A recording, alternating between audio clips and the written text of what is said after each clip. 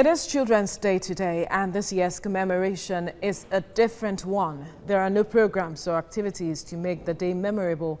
Schools are closed and children are forced to stay at home in obedience to lockdown directives by the federal and state governments.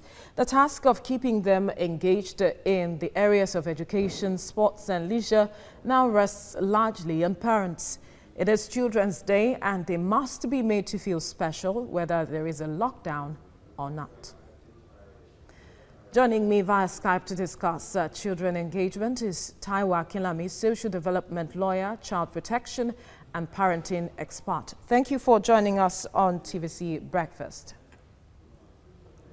Pleasure to be with you this morning. All right, first, let's look at, although today is Children's Day and the circumstances surrounding the celebration is different because of the pandemic. And the UNICEF is saying that COVID-19 is a child rights crisis. I wonder how this is so. Well, since the crisis, the pandemic began, since COVID-19 crisis began, even before WHO declared it a pandemic, it has limited what children can do. You know, children are born to play. And so children cannot play, they cannot interact with their friends.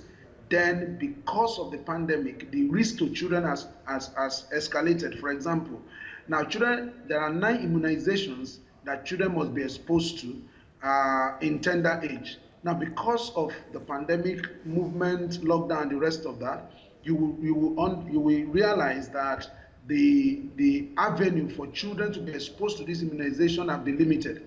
And so there's prediction that children are likely that childhood diseases like polio, like some other ones are likely to increase because children do not have access to immunization. Then you look at places where there have been conflicts because of, you know, in the past there will be a level of intervention by by government, state governments of the country and other international organizations. But lockdown of movement and the rest of that has affected that. So you see, in the time of crisis, the most hit, the most affected are the children. And that's what UNICEF is saying. And it is therefore important that we call the attention of the family, the attention of the state, the attention of the community, the attention of the international community to what children are going through right now. And so some would say that this, from what you have said, seeing that they are not being engaged as much as they should, and the impact might be on the long term on their psychological health. Is that it? Well, the challenge is this. Parents themselves are going through their own issues. But that does not mean parents, when I talk about parents, I talk about the family, I talk about the schools and everyone. This is a pandemic that people are trying to understand. The scientists are trying to understand it. The politicians are trying to understand it. Parents themselves are trying to understand it. So in the midst of all of that, parents, government, everybody is trying to also protect the interest of children. So when you do that, you find out that it becomes a major issue. So we have to be extraordinarily careful for us to be able to pay attention to the rights of children at this time.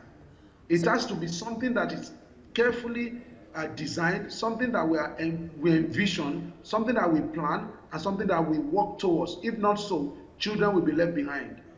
So how do we address this, begin to address this issue now, seeing, like you rightly pointed out, some parents seem to be overwhelmed, just as the government is also looking at flattening the curve? Well, what we need to do is to begin to call attention to children, to the plight of children like you are doing today. You've taken a major step by calling attention to the plight of children. You've taken a major step by calling attention to the plight of children. I think that's what we need to continue to do, to call attention, to ask people to understand that children are not just going to get well, they're not just going to do well, they're not just going to cope with this situation. We have to pay careful attention to them. So it is not business as usual. It's an unprecedented times for everyone. It's also unprecedented time for our children. So we have to call attention, pay attention. So how can parents then begin to engage their children with the situation on the ground? Well, the first thing parents need to do is to, okay, for example, today there are many programs that are going on. We in our organization have a program for children today. We are talking to them through Zoom. We are bringing music, we are bringing entertainment, we are bringing all kinds of things that can help them to go through the situation. We want parents to be extraordinarily careful. For example, if it's your child's birthday, the child has celebrated birthday with other children in school. Now the child is at home. Nothing stops the parents from organizing a Zoom party for that kind of a child, because the child has come to understand now that when